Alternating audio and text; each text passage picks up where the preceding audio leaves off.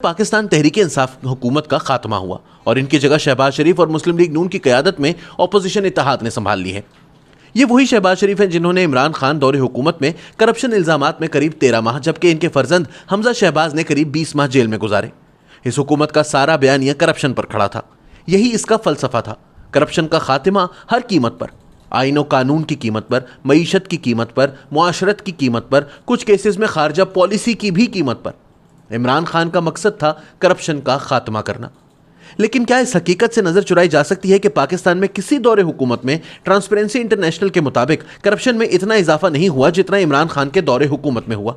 वो तमाम इशारे जो इस इदारे ने करप्शन चेक करने के लिए वजह कर रखे हैं, इनमें तहरीक इंसाफ हुकूमत या तो कोई बेहतरी नहीं ला सकी या फिर मजीद खराबी का बाइस बनी। ट्रांसपेरेंसी इंटरनेशनल के मुताबिक पाकिस्तान 180 ममालिक में से 140वें नंबर पर आ गया।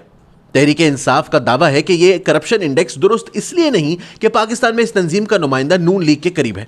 मुमकिन है इसमें कुछ हकीकत हो, लेकिन क्या इन स्कैंडल्स से जान छुड़ाई जा सकती है जिन्होंने पाकिस्तानी अवाम के लिए 2 वक्त की रोटी और बीमारी का इलाज भी दो भर कर दिया। इस दौरे हुकूमत में बड़े स्कैंडल्स जो सामने आए, इनमें से चंद मंदरजा झैल हैं।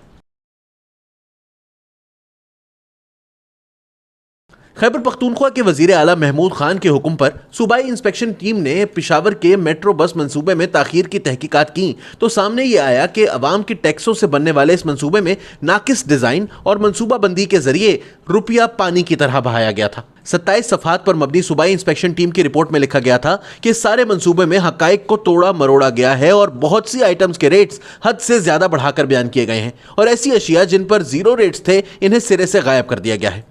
30 जनवरी 2019 को सूबाई हुकूमत को जमा करवाई गई रिपोर्ट पर वजीर आला महमूद खान ने सख्त एक्शन लेने का फैसला किया था। इससे कबल कौमी एहतसाब ब्यूरो ने भी करीब 68 अरब रुपए की लागत से बनने वाले इस मंसूबे पर अपनी इब्तदाई तहकीकाती रिपोर्ट मुरतब की थी, लेकिन इसको पेशावर हाईकोर्ट ने यह कहकर रोक दिया था कि इसके सामने आने से पहले ही ताखीर का शिकार हुए मंसूबे में मजीद ताखीर हो सकती है। अक्टूबर 2017 में शुरू होने वाले इस मंसूबे पर कुछ तखमीनों के मुताबिक सरकार की जानिब से बताए गए 68 अरब रुपए के मुकाबले में कहीं ज्यादा रकम खर्च हुई थी और ताखीर के बाइस लागत में भी इजाफा होता चला गया था।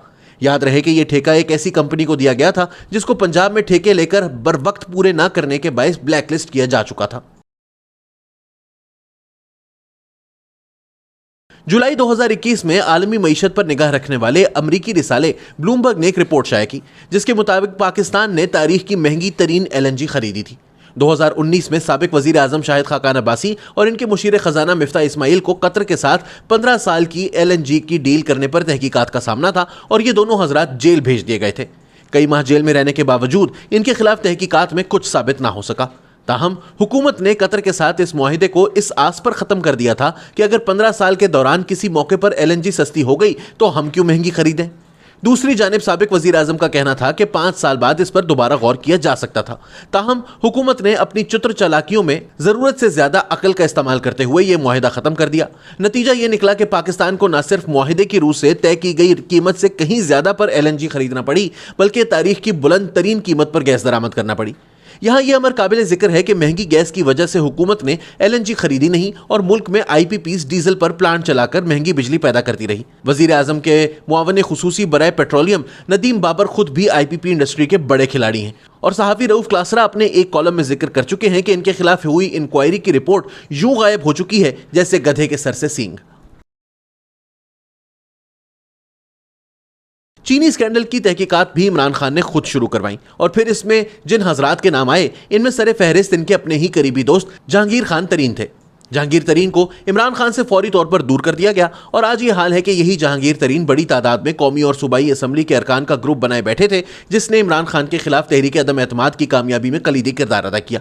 जहांगीर तरीन के खिलाफ तहकीकात में भी कोई बड़ी कामयाबी हासिल नहीं हो सकी। वो आज भी खुश खुर्रम अपना कारोबार चला रहे हैं और रही बात चीनी की तो वो इस वक्त भी तकरीबन उतने ही पैसों में मिल रही है जितनी पर यह इंक्वायरी कमीशन बना था।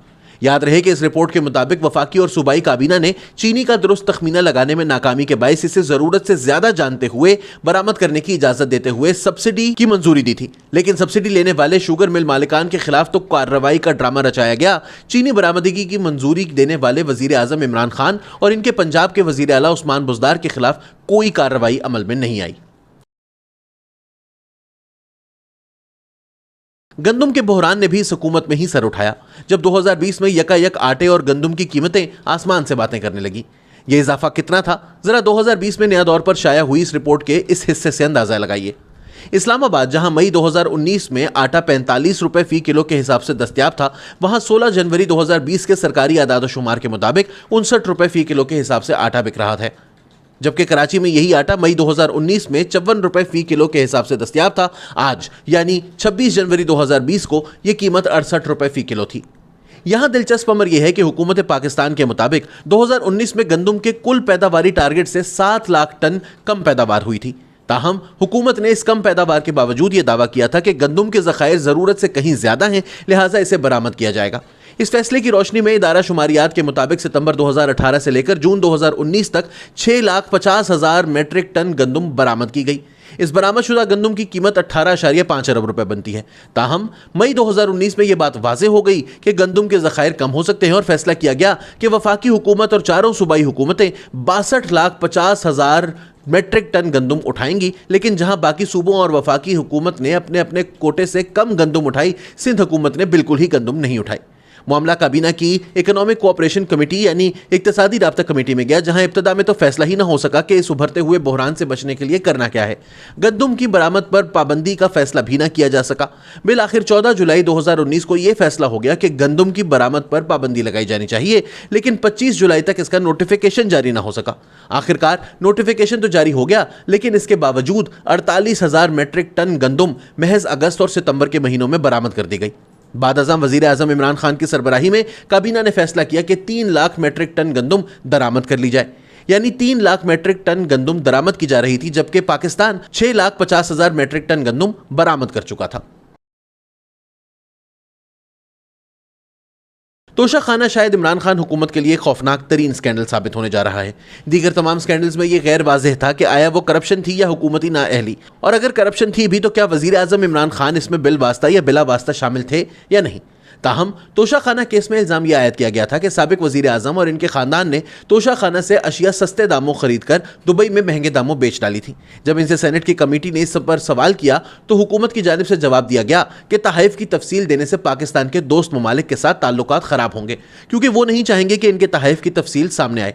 ताहम 14 अप्रैल बरोज़ जुमेरात वज़ीर आज़म शहबाज शरीफ के साथ सहाफ़ियों की मुलाकात में जब रऊफ़ क्लासरा ने यह सवाल उठाया तो शहबाज शरीफ ने दावा किया कि पूरे वसूख से बता सकते हैं कि इमरान खान और इनके ख़ानदान ने तोशा खाना से चीज़ें खरीदने के कवानीन में तरमीम करवाई।